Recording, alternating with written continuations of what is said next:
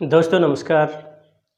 हम बात कर रहे थे पिछले वाले वीडियो में और वो बातचीत हमारी हो गई थी कि जो साक्षात्कारकर्ता और साक्षात्कारदाता दोनों के मध्य तालमेल होना ज़रूरी है। कई बार साक्षात्कारकर्ता है वो ऐसी गलतियां कर जाते हैं जिनके कारण साक्षात्कारदाता और साक्षात्कारकर्ता के मध्य हाथापाई संघर्ष हो जाता है। उन्हें उचित समय का ध्यान रखना चाहिए। उसी क्रम में हम आगे जो बात है उसको लेते हैं कि तकनीकी संसाधनों के समृद्ध मौजूदा दौर में साक्षात्कार का महत्व बढ़ता जा रहा है। आज प्रिंट मीडिया हो या इलेक्ट्रॉनिक मीडिया, समाचारों के संकलन, तथ्यों या किसी बयान की पुष्टि, समाचारों को रोचक व प्रामाणिक बनाने व स्थानीय रंग देने के लिए साक्षात्कार सशक्त माध्यम है। किसी विषय में मत संग्रह, समस्या विवेचन व दिलचस्प टिप्पणियों के लिए भी साक्षात्कार की जरूरत रहती है। मीडिया में राजनेता, सरकारी अधिकारी, संगठनों के उच्च पदाधिकारी, किसी क्षेत्र के ख्याति प्राप्त लोग यथा साहित्यकार, संगीतकार, फिल्मकार, खिलाड़ी के संबंध में सूचनाएं, जानकारी, समाचार की पुष्टि, खंडन, विचारों के लिए साक्षात्कार विभिन्न माध्यमों के लिए लिए जाते रहे हैं। तो उसी क्रम में यहाँ पर जो बात बताई गई है वो बात ये बताई है कि आज जो साक्षात्कार है यानी इंटरव्यू है उसका बहुत ज़्यादा महत्व बढ़ गया है। वो भले ही चाहे प्रिंट मीडिया की बात आए, भले ही चाहे वो इलेक्ट्रॉनिक मीडिया की बात आ जाए। और ये जो इलेक्ट्रॉनिक मीडिया आदि हैं इनमें जो समाचारों का जैसे संकलन है, तथ्य या फिर बयान की जो पुष्टि है, उनको भी बहुत ज़्यादा रोचक और प्रामाणिक बनाने के लिए या फिर स्थानीय जो रंग देने के लिए जो साक्षात्कार है वो एक अच्छा माध्यम सिद्ध हुआ है।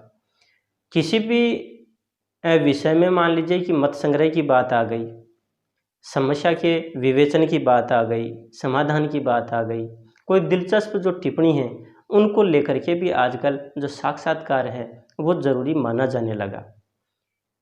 मीडिया जगत में यानी कि जैसे राजनेता, सरकारी अधिकारी, कोई संगठन है उनके उच्च पदाधिकारी हैं, कोई विभिन्न क्षेत्र में ख्याति प्राप्त जो लोग हैं जैसे कि कोई साहित्यकार, संगीतकार, फिल्मकार या खिलाड़ी हैं, उनसे संबंधित जो सूचनाएं, जानकारी और ये जो समाचार हैं इनकी जो पुष्टि है वो खंडन और विचारों के लिए यानी विचार प्रस्तुत करने के लिए भी आजकल साक्षात्कार जो हैं वो लिए जाते हैं, या फिर यूँ कहें कि विभिन्न माध्यमों से ये साक्षात्कार लिए जाते हैं।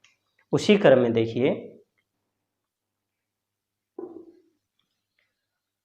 सामान्यतः किसी घटना के कारण रातों रात चर्चित होने वाले व्यक्ति पर उसके करीबी लोग, रिश्तेदार, सगे संबंधी उसके व्यक्तित्व, कृतित्व पर प्रकाश डाल सकते हैं।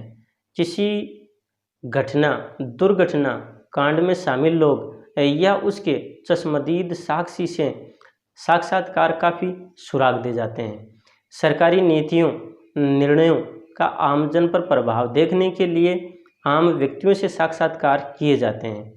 नए चलन में चर्चित अपराध कांडों में आजकल मीडिया पर आरोपियों के साक्षात्कार भी आने लगे हैं। कई चैनल के स्टूडियो में बड़े अपराधियों के साक्षात्कार और आत्मसमर्पण लाइव दिखाए जाते हैं। तो यहाँ पर आगे लेखक ने बताया है कि किसी भी जो घटना है और उसके कारण जो रातों रात यानी कि जो व्यक्ति चर्चित होने के लिए उनके जो करीबी लोग हैं, रिश्तेदार हैं या जो सगे संबंधी हैं, वो भी क्या है कि उस व्यक्ति का जो कृतित्व है या व्यक्तित्व है उसके बारे में जानकारी देते हैं। या कोई जैसे घटना, दुर्घटना कोई हो गई और उसमें जो शामिल या फिर जो चश्मदीद जो हैं, कहने का मतलब जिन्होंने अपनी आंखों से देखा है, ऐसे जो व्यक्ति हैं उनके साक्षात्कार हैं वो भी लिए जाते हैं जिनसे काफ़ी जानकारी मिलती है।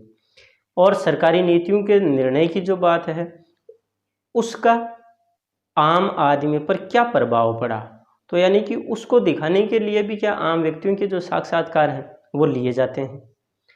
और एक नया जो प्रचलन और हो गया है कि जो अपराध जगत की अगर बात करें तो उनमें जो अपराधी हैं वो भी आजकल क्या है कि मीडिया है, मीडिया पर अपने जो साक्षात्कार हैं वो भेजते हैं और मीडिया उनको प्रस्तुत करती है।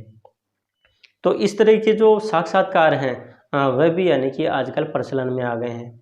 कई जो चैनल हैं वो भी यानी कि स्टूडियो में बड़े जो अपराधी हैं उनका साक्षात्कार और आत्मसमर्पण है वो लाइव दिखाते हैं।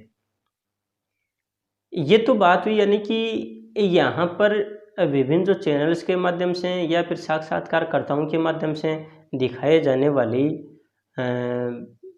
जो गतिविधि है वो, या फिर यूँ कहें कि उन लोगों के द्वारा दिया गया जो साक्षात्कार है उसको प्रस्तुत करते हैं और उनमें सावधानी असावधानी के बारे में ये सारी बातें हमारी हुई हैं।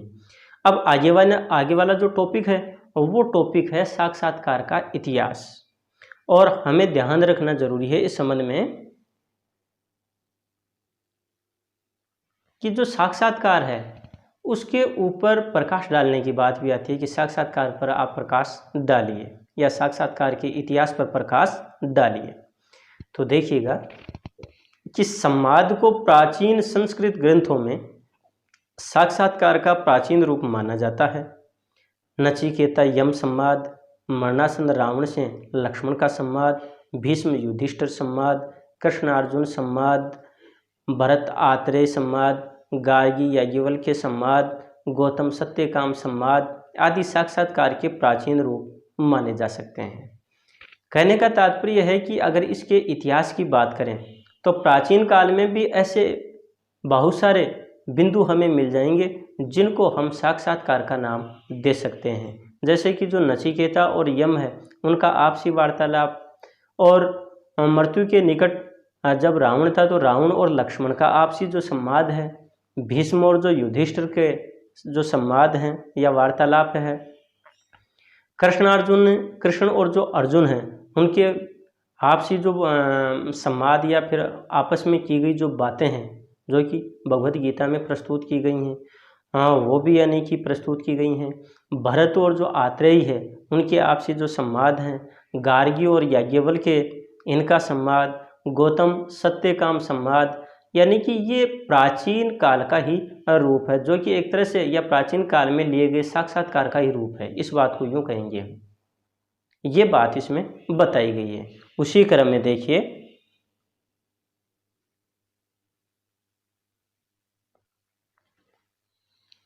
पश्चिम में 18वीं शताब्दी के साक्षात्कारों में कवि लेंडर की गद्य पुस्तक इमेजिनरी कन्वर्सेशंस में अतीत के महान साहित्यिक पात्रों के लगभग 150 काल्पनिक संवाद वार्तालाप हैं जिनमें जीवन और साहित्य से जुड़े अनेक विषय शामिल हैं।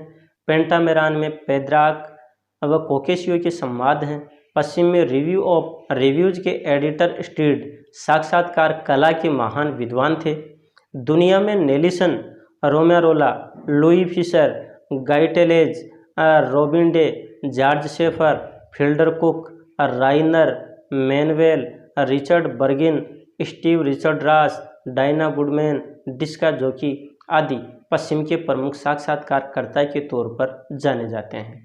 यहाँ पर जो बात कही गई है वो है पश्चिम के साक्षात्कारकर्ताओं के बारे में या साक्षात्कार के बारे में कि उनका जिक्र किया गया है। यहाँ पर जो बात बताई है वो ये बताई है कि पश्चिम में यानी कि जो 18वीं जो शताब्दी है उसमें विभिन्न जो साक्षात्कार हैं उनका परिचय दिया गया। जैसे कि कवि जो लेंडर हैं उनकी पुस्तक थी इमेजिनरी कन्वर्सेशंस, यानी उसमें साहित्यिक जो पात्र थे उनके लगभग 150 काल्पनिक संवाद उनका संग्रह है, उनको शामिल किया गया है, उनमें उनकी बातचीत को संकलित किया गया है और जीवन और साहित्य से जुड़े हुए अनेक यानी कि विषय उसमें शामिल हैं। वहीं पर जो पेंटामेरान में पेद्राक और कोकेशियो के संवाद हैं, यानी कि जो पेंटामेरान जो ग्रंथ है उसमें पेद्राक और जो कोकेशियो हैं इन पात्रों के संवाद शामिल किए गए हैं। और पश्चिम में ही जो रिव्यू ऑफ रिव्यूज के जो लेखक हैं एडिटर स्टीड, यानी कि साक्षात्कार कला के जो महान विद्वान थे। दुनिया में नेलिसन, रोमेरोला, लुई फिशर, गाइटेलेज, Robin Day, George Schaefer, Fielder Cook, Rainer, Manuel, Richard Bergin, Steve Richard Ross, Diana Goodman, डिस्का जोकी, ये सारे के सारे जो व्यक्ति हैं ये पश्चिम के प्रमुख साक्षात्कारकर्ता माने गए हैं, जिनका अपना एक बहुत बड़ा योगदान है, बहुत बड़ा स्थान है। उसी क्रम में आगे बात करते हैं हम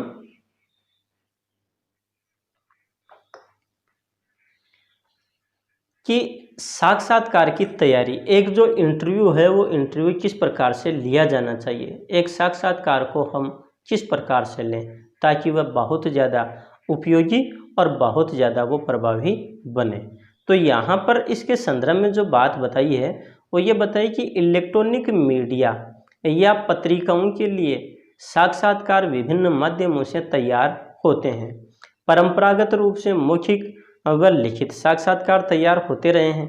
मौखिक साक्षात्कार में किसी व्यक्ति से समय लेकर या आवश्यकता पड़ने पर आकस्मिक रूप से बातचीत कर साक्षात्कार तैयार किया जाता है।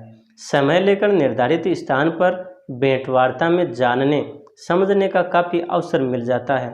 आकस्मिक रूप से किसी विषय, घटना, प्रसंग, समाचार की पुष्टि व खंडन के लिए मीडियाकर्मी संबंधित व्यक्ति को जहां भी मिले घेरकर प्रश्नों की झड़ी लगा देते हैं और अपने मतलब की बात निकाल ले जाते हैं। टेलीफोन, वीडियो कॉन्फ्रेंसिंग सुविधा के माध्यम से दर्शकों के सामने वाले से बात कर लेते हैं। आजकल इंटरनेट चैटिंग के जरिए भी साक्षात्कार तुरंत फुरत सामने आ रहे हैं। तो यानी कि साक्षात की तैयारी क्या की जाए, इस बारे में यहाँ पर बात बताई गई है। यहाँ पर इन्होंने बताया है कि जैसे इलेक्ट्रॉनिक मीडिया या जो प्रिंट मीडिया के लिए जो साक्षात्कार है वो विभिन्न प्रकार से तैयार होते हैं। परंपरागत जो रूप था उसमें तो मौखिक और लिखित ये दो रूप थे, और मौखिक जो साक्षात्कार है उसमें किसी व्यक्ति से समय लेकर या आवश्यकता पड़ने पर आकस्मिक रूप से बातचीत कर साक्षात्कार तैयार किया जाता था, और समय लेकर निर्धारित स्थान पर भेंटवार्ता में जानने समझने का काफ़ी अवसर भी उन्हें मिल जाता था। एक दूसरे से बातचीत करने पर एक दूसरे के विचारों से वो अवगत भी हो जाते थे। अचानक जो लिया गया जो साक्षात्कार है उसमें किसी विषय या घटना, प्रसंग या समाचार की पुष्टि या फिर खंडन के लिए जो मीडियाकर्मी है वो संबंधित जो व्यक्ति है और जहाँ भी है वहीं पर यानी कि घेर करके और उससे प्रश्नों की झड़ी लगा देते हैं और वहाँ से वो अपने मतलब की जो बात है उसको निकाल करके ले जाते हैं या फिर उसको ग्रहण कर लेते हैं। टेलीफोन, वीडियो कॉन्फ्रेंसिंग सुविधा के माध्यम से भी जो दर्शक हैं उनके सामने यानी कि बात कर लेते हैं, और आजकल तो जो इंटरनेट चैटिंग के माध्यम से भी जो साक्षात्कार है वो तुरंत ही सामने आ जाते हैं या तुरंत ही साक्षात्कार लिया जा सकता है। उनके लिए ज़्यादा समय की ज़रूरत भी नहीं पड़ती, ज़्यादा इंतज़ार की ज़रूरत नहीं पड़ती। उसी क्रम में देखिए